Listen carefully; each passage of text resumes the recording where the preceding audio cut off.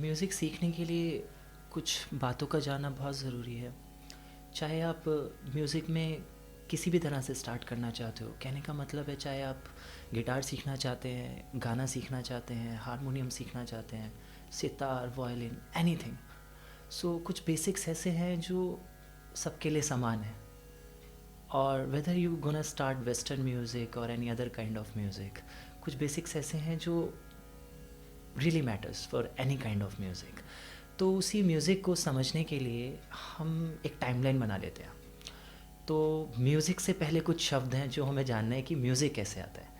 तो अगर म्यूज़िक से थोड़ा पहले जाएंगे तो हमें दिखेगा साउंड, राइट। और साउंड को भी हम गौर से देखेंगे तो we can get to kind of sound, that is musical और नॉन म्यूज़िकल। और अगर हम साउंड से थोड़ा पीछे जाएंगे तो हमें मिलेगा वाइब्रेशन, कि कहाँ से आ रही है भाई, ध्वनियाँ कहाँ से आती हैं, वाइब्रेशन से। अब वाइब्रेशन कहाँ से आती है, किसी चीज़ के टकराव से, कोलाइडनेस से।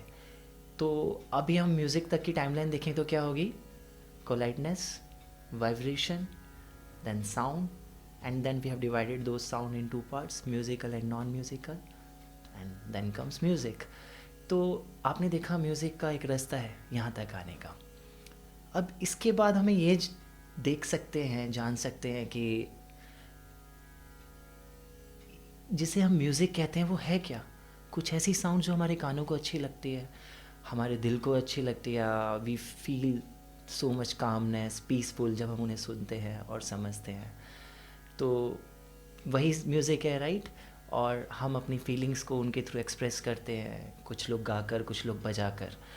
तो संगीत वही है और हर किसी की डिफरेंट डेफिनेशन है। मैं भी अभी ढूंढ रहा हूँ कि क्या है म्यूज़िक की मेरी डेफिनेशन, और मेरे ख्याल से ये ज़िंदगी भर चलता रहता है। लेकिन हम कुछ बेसिक्स को एक बार समझ लेते हैं तो हमारे लिए ईजी हो जाएगा। तो अब जब हम म्यूज़िक पर आ गए हैं तो हमें समझना है कि उन म्यूज़िक के बाद एक वेरी इंपॉर्टेंट टर्म आती है, नोट्स। उन जो कान को प्रिय लगती है ऐसी ध्वनि को हमने 12 तरीके से बांटा हुआ है, 12 नोट्स में बांटा हुआ है, ठीक है। तो उन 12 नोट्स से ही सारे संसार का म्यूज़िक निकल कर आता है। वही 12 नोट्स आप कीबोर्ड पे देखोगे, वही 12 नोट्स आप गिटार पर देखोगे, वही 12 नोट्स आप सितार पर भी देखोगे और वायलिन पर भी देखोगे। लेकिन ऑल्दो हाँ, 12 से ज़्यादा नोट्स होते हैं और उनका यूज़ भी होता है म्यूज़िक में, पर अभी के लिए एक शुरुआती तौर पर हम ये मानकर चल सकते हैं कि वो 12 सुर ऐसे हैं। और वही वेस्टर्न में, वेस्टर्न का म्यूज़िक भी 12 सुरों से ही बनता है। तो उन्हीं से स्केल्स, और इंडियन म्यूज़िक की बात करें तो थाट, ये सब निकल कर आता है। खैर, यहाँ पर जानना और मानना ये इम्पॉर्टेंट है कि हमारे पास 12 सुर आते हैं। सो कोलाइडनेस से शुरू हुआ सफ़र 12 सुरों तक आकर रुका है अभी तक। ये ध्यान में रखना है हमें, जब भी हम लोग आगे चल पाएंगे उसको लेके। अब उन 12 स्वरों को हिंदुस्तानी म्यूज़िक में हमने 3 कैटेगरीज में डिवाइड किया है। पहली है शुद्ध, दूसरी है कोमल, और तीसरी है तीव्र। अगर हम शुद्ध स्वरों में जाएं, आप सब लोग जानते हैं सा, रे, गा, मा, पा, धा, नी। और यहाँ पे एक इंटरेस्टिंग बात यह है कि ये सिर्फ इनकी शॉर्ट फॉर्म है। और इनका जो ओरिजिनल नेम है, सा को हम बोलते हैं षडज, रे को बोलते हैं ऋषभ, गा को बोलते हैं गंधार, मा को बोलते हैं मध्यम, पा को बोलते हैं पंचम, धा को बोलते हैं धैवत, और नी को बोलते हैं निषाद। एज अ लर्नर ये बात हमें पता होनी चाहिए, it is very very important. उसके बाद ये 7 सुर हो जाते हैं शुद्ध स्वर। उसके बाद आते हैं कोमल सुरों की बारी। तो अगर हम कोमल सुरों को गौर से देखें तो इन्हीं शुद्ध स्वर से कोमल स्वर बनते हैं। इनमें से रे, गा, धा, नी एक ऐसे स्वर हैं जो कोमल बन जाते हैं। मतलब वो 2 तरीके से रूप बदल सकते हैं, शुद्ध में भी और कोमल में भी। उसके बाद कोमल हमारे 4 हो गए। अब आती है तीव्र स्वरों की बारी। अब तीव्र स्वर वो स्वर हैं जो शुद्ध स्वरों से ही बनते हैं वो भी, और शुद्ध स्वर का कोई स्पेस है उससे ऊपर जोड़ते हैं, दैट इज़ तीव्र स्वर। तो तीव्र सिर्फ एक है हमारे पास जिसे हम माँ बोलते हैं। तो अब हमें ये पता चलता है कि शुद्ध स्वर है हमारे पास 7, कोमल स्वर है 4, और तीव्र स्वर है 1। टोटल 7 + 4 + 1 = 12।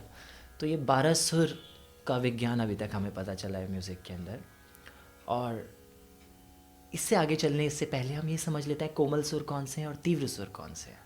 तो कोमल स्वर वो हैं जो अपने स्थान से, और जब मैं अपने स्थान का प्रयोग कर रहा हूँ तो हमें समझना चाहिए वो नेचुरल नोट्स, मतलब जो हमने शुद्ध स्वरों की जगह मानी हुई है उस जगह से या तो ऊपर या नीचे उठते हैं। तो नीचे उठने वाले स्वरों को हम कोमल स्वर कहते हैं और उसी जगह से ऊपर उठने वाले को तीव्र। तो माँ शुद्ध स्वर का जो स्थान है माँ, उससे ऊपर उठता है इसलिए उसे तीव्र कहते हैं। और रे गा धानी जो शुद्ध स्वर की जगह है उससे नीचे रहते हैं तो उन्हें कोमल स्वर कहते हैं। तो देखिए यहाँ तक का पहले एक बार समझना हमारा हो गया है कि हम कोलाइटनेस से हम लोग 3 कैटेगरीज पर आ चुके हैं और शुद्ध स्वर, कोमल स्वर और तीव्र स्वर हमें डिफाइन हो गए हैं। नाउ यहाँ पर जो एक इम्पॉर्टेंट बात है वो ये है कि western music specially keyboard, on keyboard और ऑन द इंस्ट्रूमेंट हम कीज़ को फिक्स रखते हैं। ठीक है, कि मतलब फिक्स, हर एक की का नाम फिक्स होगा। C, C sharp, D, D sharp, E, F, G, G sharp, A sharp, B, C, दोबारा से वो चीज़ रिपीट हो जाएगी। तो ये जो फिक्स है, मतलब कीबोर्ड पे, गिटार पे कीज़ फिक्स होती हैं, ये सिर्फ कीज़ के नाम है, बट सारे गा मा पा धा नी सा कभी फिक्स नहीं होता है। ठीक है,